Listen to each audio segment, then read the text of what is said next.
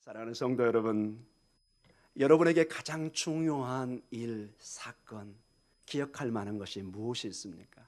우리는 인생의 뒤안길에 또 앞으로도 우리 인생의 좋은 일이든 나쁜 일이든 기억에 지워지지 않는 중요한 일들이 있습니다. 오늘 이 본문을 통해서 보면은 우리 예수님의 전 사역이 이제 마지막 정점을 향해서 달려가고 있습니다. 그것이 바로 십자가의 사건입니다. 아무도 기대치 않았던 우리의 예수님, 유대인의 예수님, 온 인류의 예수님, 그분이 십자가를 통한, 죽음을 통한 우리의 구원을 논한다는 것은 사실은 우리의 이성 밖에 있습니다. 수천 년 동안 유대인들에게 있어서 그들의 메시아는 정치적 메시아요, 힘으로 어떤 정치적 능력으로 눈에 보이게 로마라든지 바벨론이라든지 모든 그들의 압제에서 벗어나 온전한 다윗 왕국을 회복하는 그 모든 그 꿈을 가지고 지금까지 기도를 해왔습니다.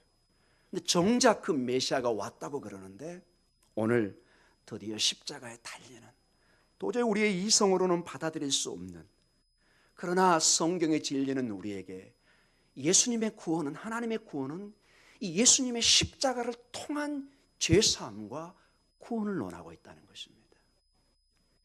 이것이 모든 세상의 이성과 세상 사람들이 조롱하는 내용입니다.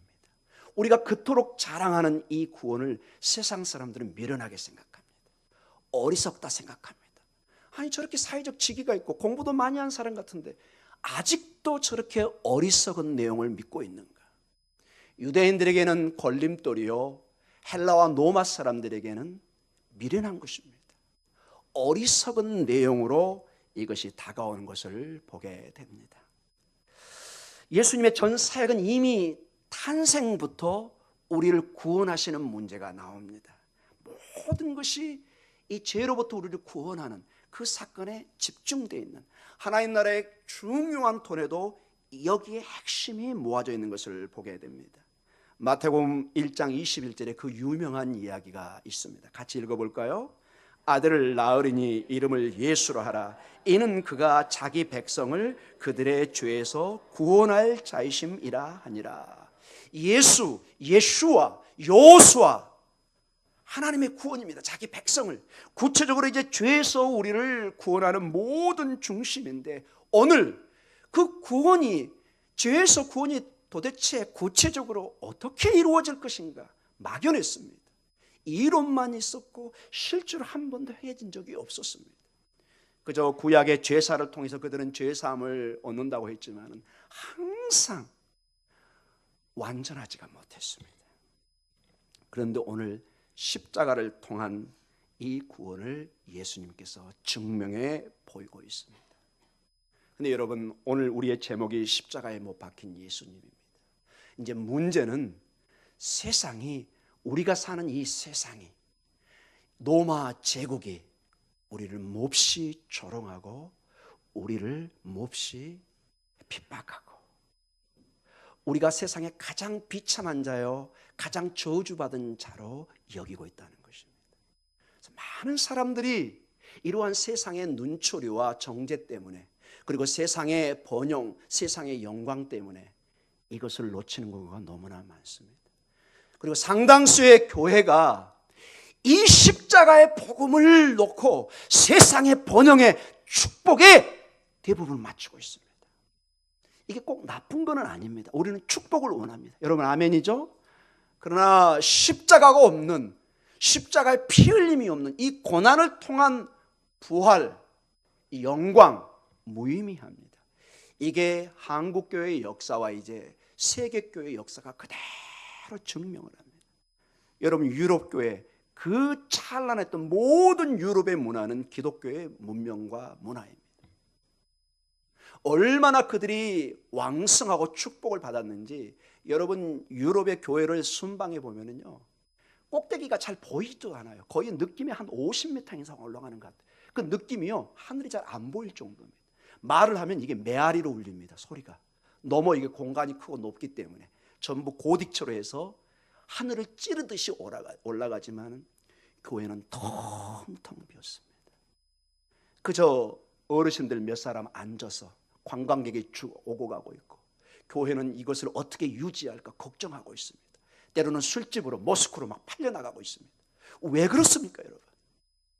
교회가 이 십자가의 복음을 놓쳐버릴 때 교회는 궁극적으로 생명을 놓쳐버리는 것입니다. 이게 여러분 수백 년, 몇천 년의 역사의 데이터에 나온 것입니다. 우리가 교회사를 배우면서 가장 강하게 배우는 것이 이것입니다. 한국교회 이제 130년, 40년, 50년의 역사입니다. 매우 짧습니다. 그러나 복음을, 십자가를 놓쳐버리면 한국교회는 희망이 없습니다. 여러분, 이 복음을 놓쳐버리면 많은 사람이 영혼의 만족을, 진정한 생명의 양식을 먹지 못하기 때문에 다 떠나가 버립니다. 굳이 교회에 안 가도 축복, 번영, 잘 되는 법 얼마든지 문화센터에서 배울 수 있습니다. 여러분 TV 한 번만 켜보십시오. 잘 되는 법, 철학, 문학, 고전 얼마든지 여러분 들을 수 있습니다. 굳이 교회에 올 필요가 없습니다. 사랑하는 성도 여러분, 우리는 죽으나 사나 예수 그리스도의 십자가만을 주장할 줄 믿습니다. 이것만이 우리의 진정한 양식이요 생명입니다. 이게 미련해 보이고 이게 정말 세상에 어리석어 보이지만은 이 십자가의 진리만이 교회의 생명을 유지했습니다. 이것으로 교회가 출발했고 이것으로 교회가 복음을 전파했고 이것으로 예수 그리스도를 맞이할 것입니다. 마라나타의 신앙의 핵심은 십자가의 주님을 붙드는 것입니다. 오늘 이 본문을 통해서 정말로 우리 성도님들이 저희들이 이 문제를 다시 한번 도전을 받기를 원합니다. 우리의 마음은 예배를 마치고 돌아가는 순간 세상과 휩싸이면서 십자가는 너무나 미약해 보입니다. 영향력이 없어 보입니다. 강력한 세상의 번영과 힘과 권력, 이 모든 것이 우리의 운명을 결정하는 것처럼 보입니다. 그게 세상의 마귀의 속임수입니다. 그게 중요합니다. 이 땅에 우리가 육신을 입는 동안 모든 것은 이게 허상이 아닙니다. 그러나 사람은 떡으로만 사는 존재가 아닙니다. 하나님의 입에서 나오는 모든 말씀으로 살 줄 믿습니다. 믿음이라는 건 그래서 보지 않는 것을 믿고 고백하는 것입니다. 보는 걸 믿는 건 세상 사람도 다 알 수 있습니다, 여러분. 세상 사람도 보이는 것을 보이니까 잡히니까 믿을 수밖에 없죠. 우리 기독교의 독특한 신앙은 2000년이 지난 지금까지도 눈에 보이지 않는 이 진리를 외치고 미련하다는 미친놈이라는 소리를 가감없이 들으면서 사도 바울도 미친놈 소리를 들었습니다. 연병이라고 그랬습니다. 얼마나 비난 속에 있지만 그는 단 한 번도 이 복음을 양보하지 않았습니다. 여러분의 삶에도 마치 구약의 예수였던 여호수아처럼 나와 내 집은 하나님만을 섬기겠다. 너희는 이제 선택해라. 우리 어르신들께서 책임이 큽니다. 여러분 자녀의 믿음은 우리 부모가 1차적인 책임입니다.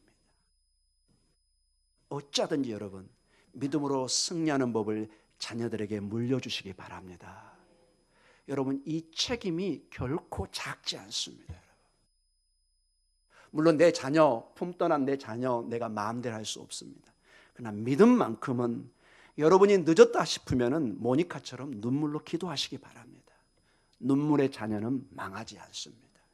방법은 하나님의 은혜에 매달리는 길밖에 없습니다. 이제 본문을 보면서 정말로 본문을 통해서 어떠한 도전을 받을지 우리 한번 기대를 하면서 본문을 보도록 하겠습니다. 본문은 27장 27절에서부터 시작됩니다. 우리 31절까지, 우리 일단 29절까지 한번 읽도록 하겠습니다. 이에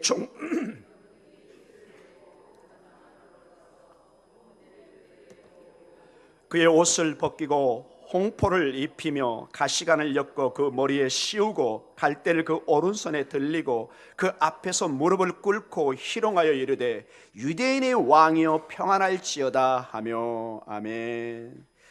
여기 관정이라는 것은 표현이 좀 어려운 말인데요, 유대인들 특별히 유대인들이 아니라 로마 총독과 군인들이 모이는 특별한 장소입니다. 지금도 성지순례하면 그 자리가 있습니다. 이 안토니오 요새라고 특별히 이 성전이 있을 때 성전에 큰 소동이 있을 수 있기 때문에 한 번 뭐 몇십만 명이 모일 수 있기 때문에 저 가이사라에 있던 로마 총독부가 반드시 명절에는 예루살렘에 올라와서 치안을 담당합니다. 그때 군인들이 집중적으로 거주하는 곳이 바로 이 관정 이 지역입니다. 지금도 그 흔적이 남아 있습니다. 여기서 군인들을 다 모은다고 그러는데 대개 200에서 600명 정도가 여기 거주합니다. 굉장히 많은 숫자입니다. 최정예 훈련된 사람들이 전체 성전의 상황을 감시하면서 폭동의 여지가 있으면 바로 제지를 하는 그러한 준비를 하고 있는 곳입니다. 그곳에 이제 예수님을 데리고 가서 옷을 벗기고 홍포를 입히고, 얼마나 여러분 조롱입니까? 희롱하는 것입니까? 홍포, 이게 자주색 옷입니다. 한마디로 정말로 비참한 사람을 보면서 조롱하는 것과 똑같습니다. 그 사람에게 왕 옷을 입히면서 한번 왕답게 일어나 보시지, 뭐 이런 겁니다. 여러분. 29절에 보니까 가시관을 여러분 27절 바로 앞에 26절이 있겠죠? 거기 보면 채찍으로 때린다는 말이 나옵니다. 여러분 그냥 채찍이 아닙니다. 여러분 혹시 성지순례하면 박물관에서 그 당시 채찍을 보시면 깜짝 놀랍니다. 주로 이게 3가닥, 많으면 4가닥 정도인데 그렇게 길지도 않습니다. 약 한 1m, 1m 조금 더 되나요? 거기 마디마디에 쇠조각이라든지 아니면 뼈 조각이 있습니다. 단단한. 그게 3개, 4개가 전부 다 달려 있습니다. 이걸 치면은 등짝이 다 나가버립니다. 뼈가 다 으스러져 버립니다. 잘못 맞으면. 이걸 잘못 맞은 사람이 그 자리에 죽을 수도 있습니다. 이렇게 예수님이 비참한 채찍질을 당하고, 오늘 그리고 가시관을 엮어, 이스라엘 지역에 가면 여러분 이 가시관을 만드는 나무가 있습니다. 이 가시가 거짓말 안 붙이고 제 이거 엄지 있죠? 이보다 더 큽니다. 크기가 이 정도로 큽니다. 이것을 엮게 되어 있습니다. 이걸 엮어서 여러분 머리에 씌우면 어떻게 될까요? 그 가시가 그대로 찔리죠. 여러분 잘 안 믿기시면 여러분 한번 써보시면 됩니다. 만드셔서. 제가 보고 깜짝 놀랐어요. 이게 너무 커요. 생각보다 너무 단단하고, 여러분 그 시골에 가면 태행자나무 이런 여러 가지 그 가시 있는 거 있잖아요. 그런 가시를 생각하시면 됩니다. 훨씬 유연성이 있어서 이게 힐 수가 있습니다. 그러면서 여기 분명히 희롱하여 매우 모독적이란 뜻입니다. 유대인의 왕이여 평안할지어다. 여러분 이게 왕에게 할 일입니까? 여러분 유대인의 왕이여, 여기 예수님은 만왕의 왕이십니다. 천군 천사를 대동할 수도 있는 그분을 오늘 희롱하고 있습니다. 모욕을 주고 있습니다. 얼마나 여러분 역설입니까? 아이러니입니까? 여러분 세상은 이렇게 예수님을, 그리고 예수님을 따르는 우리를 이렇게 모욕하고 희롱할 수 있는 사람이 너무나 많습니다. 여러분. 점잖게 가만히 있을 뿐이지, 여러분 방송해 보세요. 차마 우리가 입에 올릴 수 없는, 제가 차마 그 단어를 못 쓰겠습니다. 여러분 그런 단어를 우리에게 쓰고 있습니다. 한마디로 유대 군인들은 로마 그들의 시저, 그들의 황제가 영광 가운데 진정한 왕이지, 이런 어리석은 자가, 이런 힘없는 자가, 이런 벌거벗은 자가 우리에게 힘없이 채찍질을 당하고 침뱉음을 당하고 가시관에 씌워지고, 보아라 너희의 비참한 왕을, 이 뜻입니다. 여러분 이게 완전히 역설적인 표현입니다. 유대인의 왕이여 평안할지어다. 어디 평안이 있습니까? 여기에 여러분 어디 있습니까? 여러분 조롱하는 거죠. 아마 여기 막 낄낄거리면서 막 별 웃음소리가 오가고 아마 상상할 수 없는 상황일 것입니다. 예수님은 한마디도 말씀하지 않습니다. 천군 천사를 겟세마네 동산에 모시고 올 수 있다고, 대동할 수 있다는 걸 분명히 말씀하셨지만 한마디 대꾸하지 않습니다. 왜 그랬을까요? 여러분 바로 여러분과 저 때문에 그렇습니다. 예수님이 이때 내 놈들하고 만약에 대항을 하고 번개를 쳐서 그 사람들을 죽인다고 생각해 보십시오. 예수님의 십자가를 통한 구원은 완전히 물 건너가는 것입니다. 우리가 당할 모든 고난을, 우리 죄의 대가를 지금 예수님이 대신 지셔야 됩니다. 희생양입니다. 유월절 양입니다. 여러분 유월절 양은 죽어야 됩니다. 피를 흘려야 됩니다. 예수님이 이것을, 모든 것을 감내하고 있는 것입니다. 누구 때문에요? 여러분과 저를 위해서. 단 한마디 대꾸를 하지 않습니다. 세상은 얘기합니다. 세상의 제국을 믿어라. 어리석은 죽는 저런 연약한 기독교, 나약한 사람만이 믿는 어리석은 종교라고 2000년 세상의 역사에 그런 사람이 한두 사람이 아닙니다. 우리 30절과 31절을 계속 읽을까요? 그에게 침 뱉고 갈대를 빼앗아 그의 머리를 치더라. 희롱을 다한 후에 홍포를 벗기고 도로 그의 옷을 입혀 십자가에 못 박으려고 끌고 나가니라. 희롱이라는 단어가 계속 반복됩니다. 침을 뱉습니다. 갈대로 머리를 칩니다. 여러분 생각해 보십시오. 나중에 이 사람들이 다 죽었지만은 심판대 섰을 때 자기가 때린 사람이 누군가를 한번 생각해 보십시오. 여러분. 저는 소름 끼칩니다. 여러분. 누구에게 내가 침 뱉었는가 나중에 본인의 죄를 생각한다면은 상상할 수가 없습니다. 여러분. 두 번째 굉장히 아이러니가 역설이 나옵니다. 32절입니다. 여러분. 어떻게 보면 뜬금없는 내용 같은데 이 내용이 성경 그리고 다른 성경에도 기록되어 있습니다. 같이 읽어볼까요? 나가다가 시몬이란 구레네 사람을 만나매 그에게 예수의 십자가를 억지로 지어가게 하였더라. 아멘. 다른 공간복음서 전체를 살펴보면 예수님이 너무 힘들어 막 자꾸 쓰러지니까 이거 도저히 안 되는 거예요. 그래서 여기에 시몬이란 사람, 어디서 온 사람이죠? 구레네. 제가 이건 워낙 중요한 내용이기 때문에 결론에서 좀 더 얘기하겠습니다. 아프리카 리비아, 지금의 북아프리카 리비아에서 온 사람, 이 구레네라는 말이 리비아를 의미합니다. 시몬이란 사람이 옵니다. 여러분 이름이 누구죠? 시몬. 어디서 온 사람이죠? 구레네, 리비아. 시몬. 누구의 이름이 생각이 나나요? 그렇죠. 시몬 베드로. 원래 베드로의 원래 이름은 시몬입니다. 사이몬이라고 그러죠, 영어로는. 여러분 여기에 역설을 보시나요? 이 시몬, 그 예수님의 수제자는 그토록 3번까지 부인하며 뭘 지지 않으려고 하죠? 십자가를. 이 고통을 함께 나누기를 원치 않습니다. 그런데 전혀 예상치 않은 다른 시몬을 통해서 억지로지만 뭘 지게 해요? 십자가를 지게 합니다. 여러분 이게 무슨 의미가 있을까요? 저는 매우 흥미롭게 이 말씀을 묵상하면서 이걸 접했습니다. 여러분 한 번이라도 생각해 보셨나요? 왜 마태 저자가 이 사람 시몬 베드로하고 동일한 이름을 가지고 있는 이 사람을 이 중요한 십자가의 사건에 딱 넣어놨는지 저는 여기에 큰 의미가, 성경 한 구절 한 구절이 어떻게 그냥 쓰였겠습니까? 분명한 심대한 저는 이유가 있다고 믿고 그걸 제가 성경적으로 증명을 하기를 원합니다. 자, 계속해서 33절입니다. 같이 읽을 거예요. 골고다 즉 해골의 곳이라는 곳에 이르러. 자, 십자가를 지기 위해서 성 안에서 이제 성 밖으로 나옵니다. 그래서 골고다는 언덕, 해골처럼 아마 이 골고다란 말이 아람어입니다. 뜻이 해골이란 뜻입니다. 해골처럼 된 언덕이 있었던 것으로 우리가 생각할 수 있습니다. 물론 지금 여러분 성지 순례하면 이 골고다 언덕은 성 안에 있습니다. 그래서 대부분 관광객이 묻습니다. 목사님, 이 성 밖에 골고다 언덕이 있었는데 왜 이렇게 성 안에 있냐고. 그것은 여러분 나중에 콘스탄틴 대제가 그 어머니를 기념해서 이걸 기념해서 골고다 언덕을 교회를 세울 때 성 안으로 집어넣습니다. 성이 확장된 것입니다. 예루살렘이 커져가지고. 그래서 이거는 예루살렘의 역사를 알면은 금방 해결될 문제입니다. 이하간 예수님 당시에는 성 밖으로 가서 언덕으로 올라갔던 것을 봅니다. 골고다, 아람어입니다. 해골. 그런데 우리는 또 다른 단어를 씁니다. 혹시 골고다 말고 또 다른 단어 아세요? 그렇죠. 할렐루야. 갈보리 언덕이라고 그러잖아요. 갈보리. 어떻게 된 걸까요, 여러분?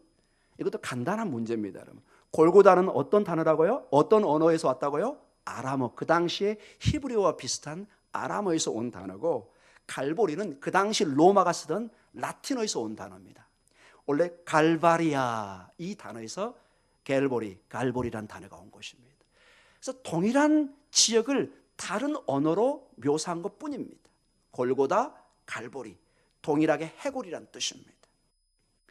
자, 이곳에서 다시 34절에 37절 오늘 본문의 내용이 마무리됩니다. 34절부터 37절까지 같이 읽습니다. 쓸개 탄 포도주를 예수께 주어 마시게 하려 하였더니 예수께서 맛보시고 마시고자 하지 아니하시더라. 그들이 예수를 십자가에 못 박은 후에 그 옷을 제비 뽑아 나누고 거기 앉아 지키더라. 그 머리 위에 이는 유대인의 왕 예수라 쓴 죄패를 붙였더라. 아멘. 자, 여기 보면 쓸개탄 포도주를 드시게 하려고 하는데 안 먹습니다, 여러분. 여러분, 그 당시에 지금도 마찬가지겠죠. 이 십자가형은 가장 극악무도한 범죄 형틀입니다, 여러분. 이것은 여러분 보통 기록에 하면 이틀 내지 3일 동안 이 고통을 오롯이 느껴야 됩니다. 뼈가 부서지고 피가 쏟아지면서 절대 빨리 죽지 않습니다. 이틀 내지 3일 동안 온갖 고통을 느끼면서 서서히 죽어갑니다. 이 고통은 인간이 겪을 수 있는 가장 극도의 고통입니다. 그래서 관례상 이 고통이 너무 심하기 때문에 우리 같으면 몰핀이나 이 마약 성분, 어떤 그 고통을 감하는 것을 이렇게 주는 경우가 꽤 있었습니다. 예수님은 이걸 어떻게 했죠? 거부하셨습니다. 오롯이 우리가 당할 고통을 그대로 몸에 받으시는, 이게 히브리서나 모든 성경에 증명이 되고 있는 것을 보게 됩니다. 그리고 37절에 또다시 뭐라고 적혀 있죠? 같이 읽어볼까요? 그 머리 위에 이는 유대인의 왕 예수라 쓴 죄패를 붙였더라. 로마 군인들은 다시 한번 예수님을 조롱하고 있습니다. 근데 중요한 게 여러분, 한 가지 여기서 더 보아야 될 게, 이게 예수님만 조롱하는 것이 아니라 유대 전체에 엄청난 경고를 주는 것입니다. 여러분, 제가 저번에도 말씀드렸지만 이 십자가형은 잡범들에게 주는 제목이 아닙니다. 그 형이 아닙니다, 여러분. 이 십자가형 주는 누구에게 줬다고 해서 제가 말씀드렸어요? 반란군, 특별히 로마 정부의 반란을 일으킨 사람, 밀란을 일으킨 사람, 혁명가, 우리 같은 독립운동가, 우리식으로. 그러나 그들 입장에서는 테러리스트죠. 이 사람들은 한마디로 엄벌에 처했습니다. 그리고 공식적으로 모든 사람이 보는 가운데 십자가형으로 경고를 했습니다. 만약에 너희가 우리에게 저항하면, 우리의 말을 순수히 듣지 않으면 이렇게 고통과 모욕을 당하고 죽을 것이다. 여기 예수라는 한 어리석은 너희의 메시아가 이런 식의 결과가 있다. 이래도 너희가 우리에게 저항하겠느냐. 이런 식으로 본보기를 보이고 경고를 하고 있는 것입니다. 이 십자가형은 십자가에 달린 참한 공포와 고통을 주는 목적이 아니라 로마 제국의 반역과 밀란을 꾸미고 그것을 일으키려고 하는 모든 사람들에게, 여기서는 유대인들에게 공포를 주려는 목적이 굉장히 크다는 것을 여러분 또한 아셔야 됩니다. 많은 세상의 정부나 특별히 공산 정권들이 기독교인들을 아주 심하게 핍박을 합니다. 그리고 잔인하게 때로는 죽일 때도 있습니다. 왜냐? 이 기독교는 너무 무서운 암덩어리를 얘기합니다. 다른 종교는 그냥 도망가고 그냥 쉬쉬하는데 이 기독교는 한 번 예수의 생명이 들어오면 이걸 바꿀 수가 없습니다. 그러나 모든 독재자나 공산주의의 특징이 뭐죠? 어떤 독재자가 주인이 돼야 되잖아요. 신의 위치에 있어야 되잖아요. 그러나 여러분도 알고 저도 알고 우리의 신앙은 그 누구도 하나님의 자리에 대신 올 수가 없습니다. 여러분 아멘이죠? 대신 세상은 극도로 우리를 미워합니다. 극도로 우리를 심판하기를 원합니다. 오늘 그래서 이 십자가의 사건은 로마 입장에서 꿈에도 로마 정부에 대항하지 말라, 이런 경고를 보내고 있습니다. 세상은 우리에게 얘기합니다. 꿈에도 너희는 우리를 버릴 생각을 하지 마라. 너희가 우리를 버리면 이렇게 비참한 결과가 있을 것이다. 우리의 막강한 권세와 힘을 너희가 믿어야 될 것이다. 여러분 과연 그럴까요, 여러분? 과연 그렇습니까? 이제 우리가 결론적으로 말씀을 한번 나눠보도록 하겠습니다. 오늘 전체 이 십자가 사건은 로마 제국 입장에 볼 때 팍스 로마나, 로마의 이 제국의 핵심 사상은 팍스 로마나, 즉 로마의 평화라는 뜻입니다. 로마의 평화, 로마를 통한 모든 안정과 평화와 번영을 약속하는 것입니다. 너희가 우리에게 충성하고 우리를 믿고 따르면 너희에게 번영을, 축복을, 안녕을, 질서를, 평화를, 샬롬을 주겠다고 얘기합니다. 거의 메시아적인 내용입니다. 그래서 여러분 이 노마 입장에서 그들의 황제는 신입니다. 그들의 황제의 소식은 복음이었습니다. 여러분 놀라지 마세요. 예수님 당시에 썼던 그 복음이란 말이 원래 이 노마 정부에서 쓰던 단어입니다. 그들의 황제가 태어나고 그들의 황제가 전쟁에 승리하고 황제가 오는 소식, 이게 전부 다 유앙겔리온, 기쁜 소식이란 말이에요. 이걸 우리 기독교에서 빌려 쓴 것입니다. 사실은 우리 기독교는 그 세상의 종교, 세상의 황제가 우리에게 기쁜 소식이 아니라 우리의 진정한 황제, 진정한 왕, 진정한 우리의 생명이신 예수님이 우리의 복음, 우리의 기쁜 소식이라고 선포하는 것입니다. 그분만이 우리의 기쁨입니다. 그분만이 우리의 생명입니다. 노마는 세상은 얘기합니다. 여러분 노마하면 뭐가 떠오르세요? 길입니다. 노마하면 길입니다. 길. 지금도 여러분 유적지를 달리다 보면은 노마의 길이 남아 있습니다. 도로들이 2000년 전에 세워졌는데 얼마나 잘 만들어졌는지 지금도 그대로 남아 있는 길이 한두 군데가 아닙니다. 여러분 지금도 우리 도로 포장해 놓고 몇 번을 수리하잖아요. 2000년이 지났는데 지금도 끄떡 없이 서 있는 도로가 의외로 많습니다. 그들은 이 도로를 통해서 두 가지 주 기능을 했습니다. 첫째, 노마의 병사들이 신속히 움직일 수 있는, 마차가 움직일 수 있는 그런 길과 동시에 각 지역의 점령 지역으로부터 세금, 각종 곡물, 이거를 빨리 신속하게 수송할 수 있는 이 두 기능이 주 기능이었습니다. 그런데 놀랍게 나중에 사도 바울은 이 길을 통해서 복음을 전하기 시작합니다. 할렐루야! 놀라운 일들입니다, 여러분. 자, 노마는 자랑합니다. 세상은 얘기합니다. 이렇게 잘 닦아진 길을 보아라. 지금이야 우리나라가 여러분 외국에 가도 너무너무 도로가 잘 되어 있습니다. 그러나 2000년 전의 도로, 여러분 상상을 초월하겠죠? 한 100m 가면 일이 나타나고 늑대 나타나고 한 200m 가면 또 누가 나타날까요? 곶감 좋아하는 놈, 호랑이 나타나고 막 이런 길들이 꽉 차 있습니다. 여러분. 옛날 우리 선비들 목숨 걸고 저기 대구에서 저 부산에서 저 광주에서 이 과거 시험 보려고 서울에 올라오고 그런 일이 많잖아요.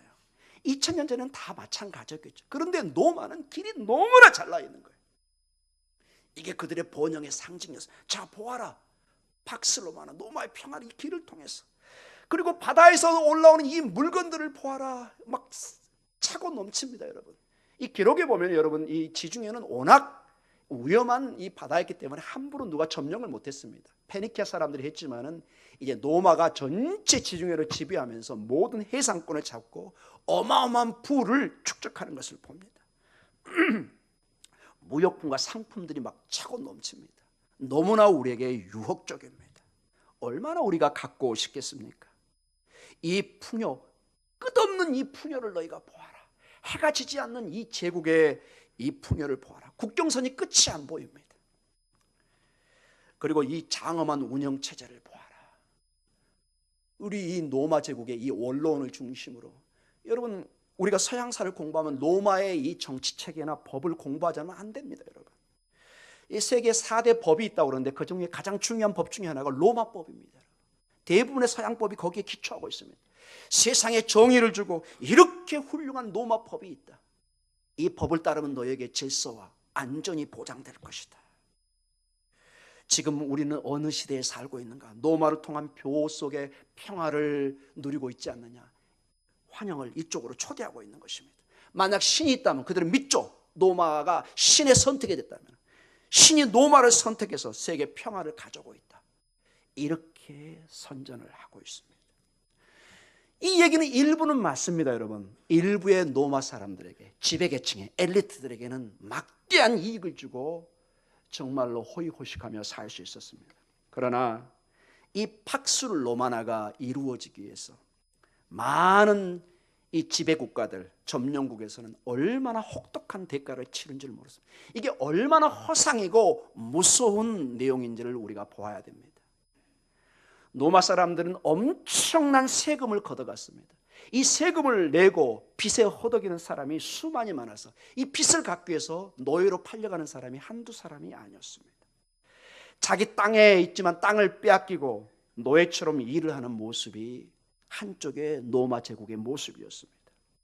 피땀 흘려 1년 내내 농사를 지으면은 곡식의 3분의 2 정도를 로마 정부와 병사들의 식량으로 뺏어갑니다. 마치 일제시대 때 우리가 그러한 것을 일본에 공납이라고 그러나요? 바쳐야 되는 것처럼. 이게 로마 제국의 어두운 면, 이걸 절대로 얘기하지 않습니다. 오늘 마태 저자가 초대교와 우리에게 로마 제국의 즉 세상의 허상을 얘기합니다. 성도들이여 보시오. 성도들이여 보시오. 로마 제국 그들의 영광을 한번 보시오. 그들의 영광이라는 것이 얼마나 위선적이고 공포스럽고 얼마나 십자가의 모습처럼 비참한 모습인지를 우리에게 얘기합니다. 여러분, 세상은 이러한 번영을 약속을 하지만 절대로 책임을 지지 않습니다. 이게 특징입니다. 우리의 주머니에 우리의 권세가 있고 힘이 있을 때는 우리를 쫙 올려줍니다. 우리가 약해지고 힘이 없고 지갑에 돈이 떨어지면 이건 쳐다보지도 않습니다. 여러분. 절대로 책임지지 않습니다.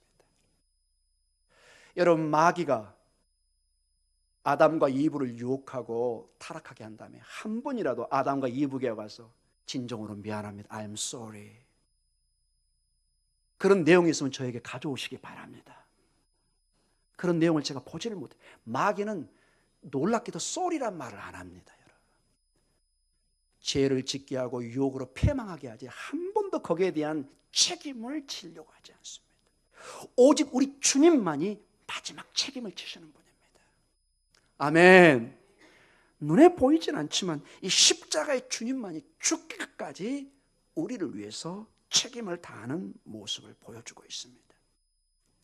언뜻 보기에 사랑하는 성도 여러분, 세상의 진정한 힘과 권세는 로마 제국과 시적에 있는 것처럼 보입니다.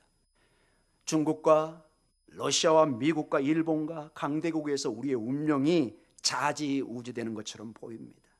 그러나 우리는 선포합니다. 이 나라의 진정한 왕은 하나님이시라는 것을. 우리의 왕이요, 우리의 생명의 주님을 모욕하고 십자가에 달려 죽으면서 경고합니다. 너희도 이 예수를 따르면 이렇게 모욕을 당하고 십자가에 달려 비참한 최후를 맞이할 것이다. 이렇게 오늘 우리에게 경고하는 것처럼 보입니다. 그러나 마태 저자는 놀랍게도 반전을 제시합니다. 그게 구련의 시몬의 내용입니다. 이걸 제가 좀 깊이 같이 나누면서 결론으로 마치기를 원합니다. 정말로 이 십자가를 우리가 선택하면 지면은 정말로 그들이 얘기한 것처럼 비참한 최후인가, 우리의 마지막이 조롱과 모욕과 비참한 지옥의 길인가? 사랑하는 성도 여러분, 세상의 권력은 자랑을 하지만 노마도 사라집니다. 풀은 마르게 되어 있습니다. 꽃은 언젠가 지게 되어 있습니다. 여호와의 말씀만 영원히 서 있는 것입니다. 아멘. 여기서 꽃과 풀은 이사야 40장 7절과 8절, 이게 그 당시에 바벨론의 문명을 얘기하는 것입니다. 이스라엘을 포로로 잡아갔기 때문에 자기들이 모든 운명의 주인처럼 얘기하지만 너 하나님의 말씀은 선포되고 있습니다. 너희는 마르고 지고 사라질 것이다. 오직 하나님의 말씀만이 영원히 서 있다고 말씀하십니다. 십자가에 달려 죽어가는 이 예수님을 선택할 때 언뜻 보기는 우리가 미련한 것처럼 보이지만 고린도전서에 보면은 이건 하나님 우리에게 주시는 구원이요 생명입니다. 그리고 오늘 이 구레네에서 올라온 시몬이 놀라운, 억지로지만 십자가를 지고 갔을 때 어떤 변화가 있는가를 말씀해 주고 있습니다. 자, 오늘 우리가 32절에 보면 시몬이라는 구레네 사람이 이 당시에 우연히 지나가다가, 어떻게 보면 단연히 우연이란 말이 좀 그러긴 하는데, 지나가다가 예수님이 막 쓰러지니까 로마 군인이 그를 불러서 대신 지게 합니다. 근데 마가복음 15장 21절에 좀 더 이 내용을 자세히 설명하고 있습니다. 같이 한번 읽어볼까요? 마침 알렉산더와 루포의 아버지인 구레네 사람 시몬이 시골로부터 와서 지나가는데 그들이 그를 억지로 같이 가게 하여 예수의 십자가를 지우고. 자, 여기는 좀 더 정보가 나오죠. 구레네 사람 시몬의 아들들이 나옵니다. 누구죠? 알렉산더와 루포입니다. 왜 여러분 마가복음에 이렇게 이 사람이 만약에 의미가 없다면 이렇게 이름을 알렉산더와 루포로 이름을 명시를 해놨을까요? 이건 놀라운 점입니다, 여러분. 이 구레네 시몬의 이 일이 결코 작지 않았던 것을 알 수가 있습니다. 이제 좀 더 제가 증거를 대겠지만은 이 구레네 시몬이 억지로 그냥 갑자기 십자가를 쳤는데 상상할 수 없는 자리에 자기가 가 있다는 걸 나중에 깨닫게 된 것입니다. 단 한 번도 상상하지 못하는 이 메시아 사건이 자기가 관여됐다는 것을 알게 됩니다. 이것이 감동을 일으키고 집에 돌아가서 그의 아들과 가족이 완전히 개종된 사건을 우리가 성경적인 증거를 가지고 있습니다. 여하간 이 알렉산더 루포, 여기가 크리스찬에 개종됐기 때문에 이 중요한 이름을 기록에 마가가 남겨놓은 것을 알 수가 있습니다. 이 증거를 좀 더 나중에 제가 제시하겠습니다. 거듭 강조합니다. 이 구레네라는 곳은 아프리카의 리비아의 수도인 트리폴리 지방의 그 지역을 말합니다. 지금의 리비아입니다. 북아프리카 여러분. 가다피가 옛날 그 독재자가 지배했던 곳입니다. 여러분, 이 리비아와 알렉산드리아, 지금의 이집트 그 북지중해 쪽에 있는 지금도 좋은 도시죠. 가장 제가 볼 때 이집트에서 아름다운 항구 도시 중에 하나입니다. 근데 예수님 당시에는 로마 다음으로 큰 도시였습니다. 세계 가장 큰 도서관이 있었고 큰 도시였습니다. 그래서 여러분, 유대인들의 그 디아스포라, 흩어져서 있던 유대인들이 이 알렉산드리아와 리비아에 많이 살고 있었습니다. 근데 여러분, 이 예수님이 십자가 달린 이때가 어느 때죠? 유월절이죠, 여러분. 유월절은 유대인의 몇 대 명절이 들어가요? 순례 3대 명절이 들어가잖아요. 가장 중요한 명절이잖아요. 그래서 리바에 있던 이 유대인 중에 한 사람인 시몬 구레네가, 구레네 사람 시몬이 오늘 성지 순례를 온 것입니다. 예배를 드리러 유월절을 섬기러 왔다가 이 십자가의 사건과 만나게 된 것입니다. 근데 여기 알렉산더 루프라는 이름이 우리는 전혀 알 수 없지만 마가복음에 이게 기록되어 있습니다. 놀랍게도 여러분, 로마서 16장 13절에 보면은 사도 바울이 로마에 편지를 쓰는데 놀라운 기록을 하고 있습니다. 우리 같이 한번 읽어볼까요? 주 안에서 택하심을 입은 루포와 그의 어머니에게 문안하라. 그의 어머니는 곧 내 어머니니라. 아멘. 루포 누구죠, 여러분? 여기 바로 시몬의 아들입니다, 여러분. 이건 교회의 역사가 증명하는 내용입니다, 여러분. 그리고 그 어머니는 누굴까요, 그러면? 시몬의 아내입니다, 여러분. 이 시몬이 돌아가서 완전히 이 사건이 너무 심대한 사건이기 때문에 억지로 졌는데 온 가족이 기독교로 개종하고, 사도 바울의 이름에 로마서를 쓰는데 주 안에서 택하심을 입은 루포와 그의 어머니에게 문안하라. 그의 어머니는 곧 내 어머니다. 사도 바울이 어머니로 여길 정도로, 영적인 어머니로 여길 정도로 얼마나 사랑하는 사람으로 변해 있는가를. 여러분, 이 사도 바울이 이 글을 쓸 때는 예수님의 십자가 사건과 약 한 30년 후의 일입니다. 그때는 몰랐는데 시간이 지나니 이 시몬, 구레네 사람 시몬의 가정에 놀라운 복음의 빛이 비치고 변화를 일으키고 있는 것입니다.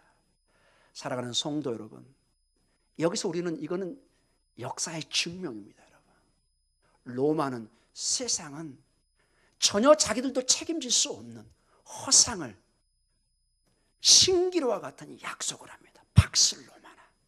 그거는 자신들도 망하고 그를 따르는 사람도 다 역사에 사라지는 인물로 나옵니다. 그러나 루포와 알렉산더, 시몬과 그 구레네, 그의 어머니는 오고 가는 수천 년의 역사, 그리고 성경이 기록되기까지 문안을 받게 하는 그러한 믿음의 사람으로, 믿음의 어머니로 우리에게 다가오고 있습니다. 사랑하는 성도 여러분, 어떤 예수님을 선택하시겠습니까? 어떤 신앙을 선택하겠습니까? 본영신학을 쫓아서 세상의 축복만을 바라보겠습니까? 그게 중요는 하지만 만약에 거기에 온 우리의 정신이 팔린다면 우리의 마지막은 마치 로마 제국처럼 무너지고 말 것입니다. 십자가의 주님, 억지로도 그 주님, 그 십자가를 우리가 지고 갈 때 하나님은 반드시 우리를 높이시고 축복할 줄 믿습니다. 알렉산드라 이 누포, 저는 이 말씀을 준비하면서 가슴이 좀 뛰었습니다. 와, 우리 성도들에게 이 축복이 임하기를 축원합니다. 여러분, 이러한 신앙의 명문 가정을 만드십시오. 목사님 좀 늦은 것 같아요. 늦은 것 같아요. No! 하나님이 포기하지 않을 때 여러분 포기하지 마세요. 눈물로 기도하면 반드시 변화가 있습니다. 여러분. 하나님이 찾아오셔서 이러한 시몬, 구레네 시몬의 가정에 이 놀라운 축복을 주는 것처럼 여러분의 가정에, 여러분의 자녀에게 이 축복이 임할 줄 믿습니다. 우리 기도하겠습니다.